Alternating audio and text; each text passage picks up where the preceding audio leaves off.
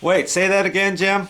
Can you say that again? I would caulk, they're going to put crown in here, but I would caulk this. If they weren't going to do crown, I would run this bead of caulking so I get a cleaner line for cutting a white ceiling in with a color on the wall. So okay, it makes it easier to cut a nice clean line.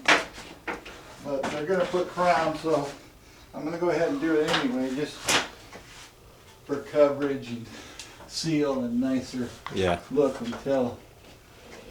Hey, what kind of caulking do you usually use up there when you paint?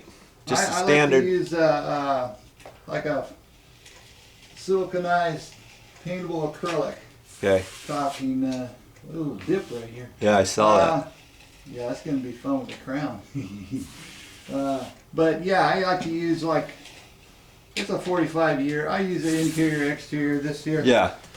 Makes it nice, a nice finished line. And when I'm going back caulking after the crown goes up, I'll use a white caulking with a gloss. It's a brilliant white with a gloss, and then you don't see the dull line under the caulking on the top and bottom. Right. So they're ultimately going to put crown molding in here. You got to come back in here for that. Oh yes, yes, yes indeed.